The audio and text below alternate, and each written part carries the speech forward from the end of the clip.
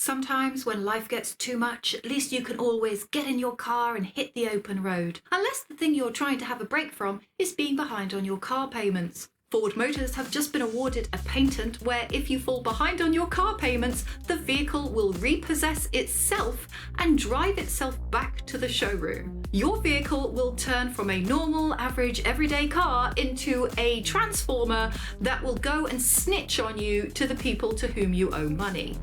As soon as this system is put into different cars, we're going to have a stream of amazing newspaper headlines. Can you imagine first thing in the morning, your one-night stand is sneaking out? That's normal, but your car is sneaking out as well?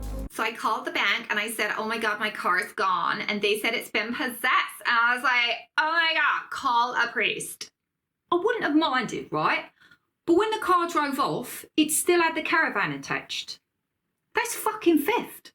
In the United States in 2022, there were 5,418 repossessions every day. Apparently that's 3.76 cars a second. If Ford's system was implemented, that would mean there would be over 5,000 vehicles driving without owners around the roads every single day. London is famous for haunted locations, so seeing driverless cars actually wouldn't affect us here much in the UK. In fact, I might try to hail one, anything to avoid talking to a cabbie. The patent is one of over 1,300 patents that Ford registered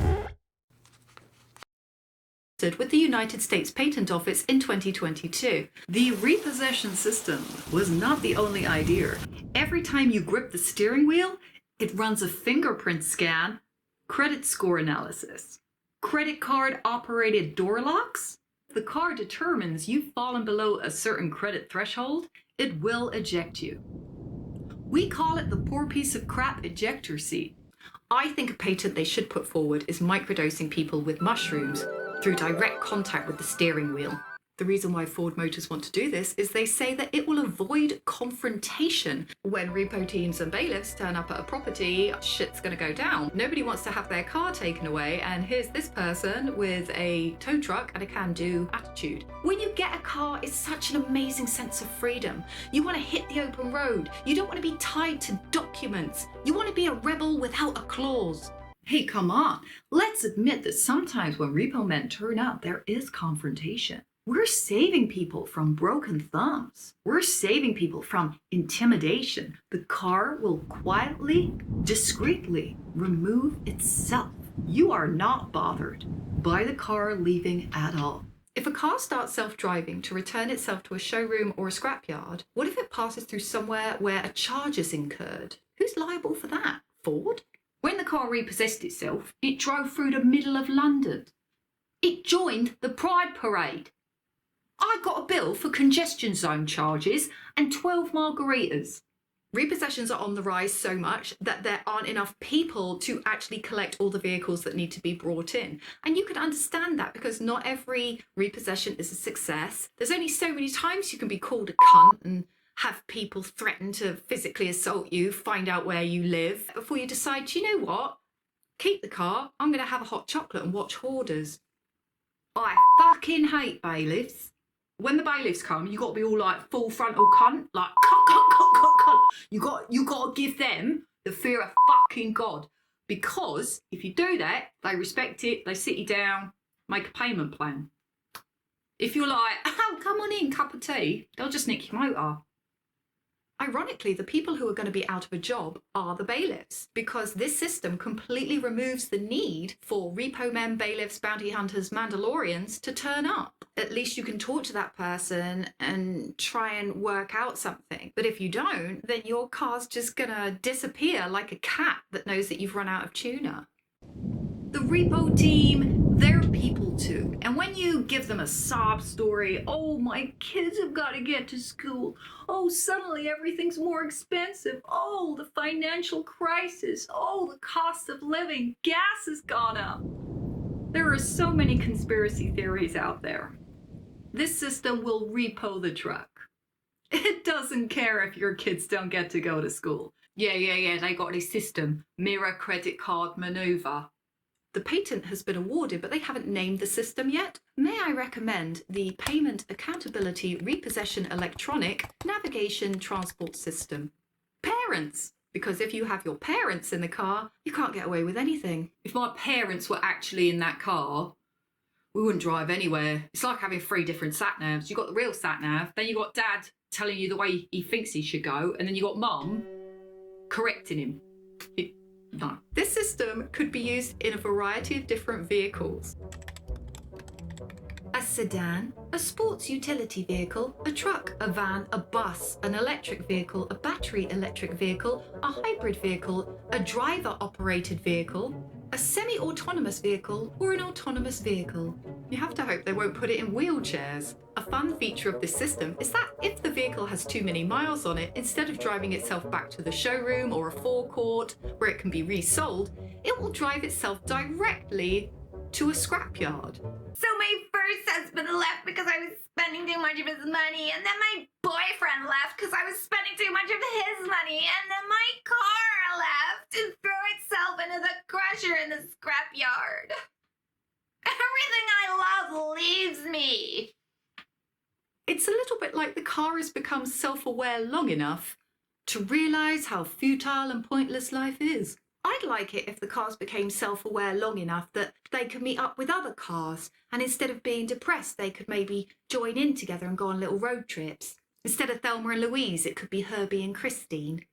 Other options for UK drivers include the car, instead of going to a scrapyard, it will hurl itself into a canal, or it will just park in a car park on the outskirts of town and set fire to itself. There are positives to the system. Instead of cars being abandoned by the side of the road, they could just activate self-drive and move off, leaving parking spaces for ice cream trucks and drug dealers. If you were mugged or injured, your car could drive you to the hospital. It would be brilliant for hire car companies, because instead of having to drive the car back to the place you hired it from, you could just go in one direction, leave the car, and let it return itself with all the crisp packets inside. I mean, obviously, if somebody steals your car and then you activate the system and it drives back to your house and it's still got the thief inside, that's one way I don't think this system could diffuse confrontation. The car driving itself away is apparently the last resort. The car will start to limit what you can do with it to create, quote, a certain level of discomfort. This discomfort is designed to encourage the owner to pay up what they owe. The first step is directly communicating. According to the patent, there will be a first computer, and that will communicate with a second computer. They elaborate on this. The first computer is from a bank or financial institution, and the second computer is most likely your mobile phone. This contains a message which tells you that you've been a delinquent. The bank or financial institution expecting to receive your missing payment might even flash this information up on your car dashboard. Here at Ford, we're not monsters. We're not going to just repossess a truck and make it drive off without you. You'll get a big flashing warning on your dashboard saying that you have welched on a check. That way you and everybody else who's in the car, be they your boss, a date, your children, they'll all know that you're a cheap ass. If you ignore this message, your vehicle will step it up again. So for example, the music would stop playing, the heated seats wouldn't work, the air conditioning wouldn't work, sat-nav is unusable, all of your optional extras are no longer options. I mean, to be fair, my car is a Peugeot, so my sat-nav works 50% of the time anyway. Trouvez-le vous-même. Je suis en grève. The car would actually turn off the air conditioning. Now, in a place like the UK, that's not so bad. In other countries, I have to question the legality of this, because surely it could actually make the car quite a dangerous place to be. You don't want to pay?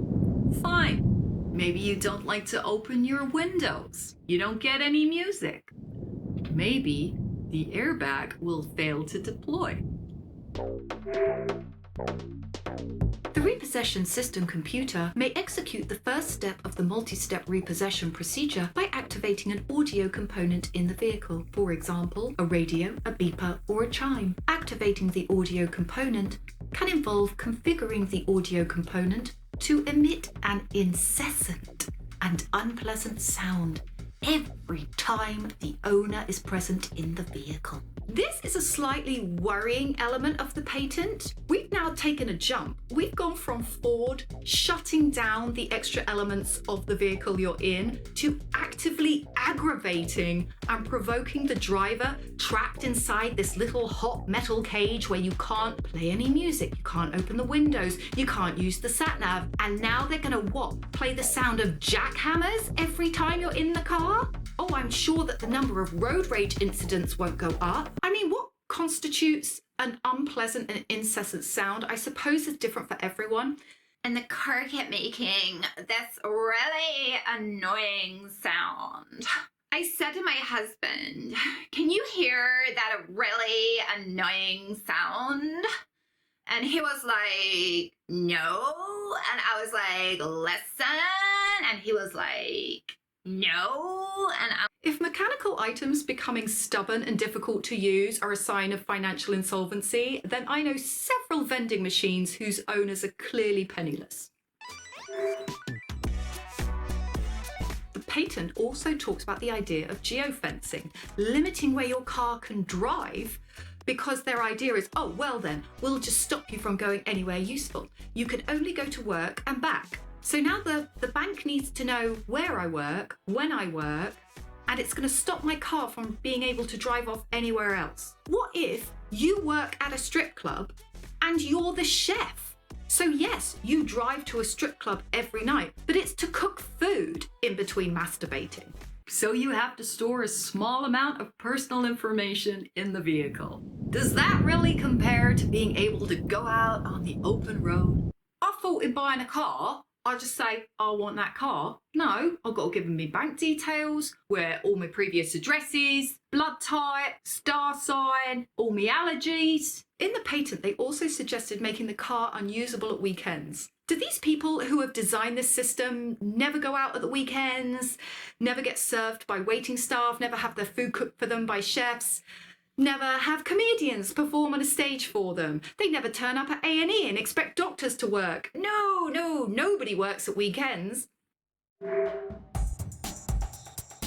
Once the vehicle determines that annoying the owner to death is not going to make them pay up, self-drive mode is activated and the vehicle repossesses itself. I say that it's the person in the bank who pushes the button and then the vehicle leaves when it is able. The patent describes how the car will be fitted with cameras. This way, they will be able to determine if you've accidentally left the car in, say, a locked garage, a pyramid, Elon Musk's Tesla tunnels. And these cameras will not only be able to detect objects, but they will be able to photograph their surroundings and send images of their surroundings to the first computer. Because that's not an invasion of privacy at all. everybody knows everything about everybody. I think if you're not doing anything wrong, then, why should you hide your information? That's a great, point that I've heard so many other people make. There is a danger that as soon as the car is aware it can flee, it will go screeching down the road like a hostage running from a siege. The problem is, when you hide the car in the garage, you can't use it. And then as soon as you take the car out of the garage, everybody knows it's sort of out. There's all these cameras everywhere. So what happens is, every Sunday we go to the park and I'll take the dog for a walk. The dog gets in the front of the car repossesses itself like... When the car drove off, the dog was in the car, I wasn't. And the dog sat in the front. It looks like the dog's nicked the car. Actually, maybe he had. I would say that most people who take on finance to get a car are intending to pay back what they owe. It's just that circumstances do change. Finance lenders try to lure you in with all these promises of 0% finance, and you think, oh yeah, maybe that's a great deal. I'm going to buy my off-the-grid dream. We want you to buy the Ford F-150 truck. We want you to buy all of our trucks. Take them off grid. Take them into the wide open American countryside. But if you don't pay for them, you'll be back on the grid and you will be paying off your loan. Apparently, the second you drive a car off the forecourt, it loses 40% of its value. I think it's rude. I think they're implying that humans are dirty creatures because the second you touch a car, it's lost value. Fuck off. Imagine if they put this kind of technology into other items. Like if you fail to pay your phone bill, they turn all your filters off. Fall behind on the payment on your television and suddenly the remote control's stuck on channel 5. Fall behind on your rent and suddenly you can't open the front door. Your oven might refuse to cook. Your dishwasher might refuse to clean. Suddenly you feel like all your household items have unionized. So once I had this amazing toaster, like anything you put in it, it would just do it incredibly well. Like crumpets, bagels, portraits of Jesus. But then one day it burnt everything. And I was like, oh my God, I owe money to somebody. Ford have said that just because they've registered this patent, it doesn't mean that it's going to go into all their vehicles from now on. I can't envisage a scenario where Ford actually remove any of this software from a car, even if the owner pays it off and owns the car outright. I can imagine that they would just leave this software in the car, dormant, with all the cameras, all the remote controls still linked to that first financial institution computer. One flick of a switch from some nutter in a bank and suddenly 5,000 cars will think they're Jason Ball. Personally, I feel like a car is a symbol and mechanism for independence. But how independent can you be if you know that somebody somewhere at the flick of a switch can change the journey that you're on? Thank you so much for watching my video. My name is Diane Spencer. I'm a stand-up comedian. If you like this video, please hit like and subscribe and share it. I've got lots of videos around my channel. Please have a look. Do follow me on my social media, and thank you to everyone who donates to me on PayPal. Until I see you next time, take care. Goodbye. Oh, the car will transition through several stages. There's the I'm fine mode, the well, what do you think you did wrong mode, and the my mother was right mode. I turned off the air conditioning, right? And then I thought, well, wait a minute, dogs die in hot cars. So what I did was I put the roast in the car, and the car cooked the roast because it was so hot. I saved money. It's like a massive hack.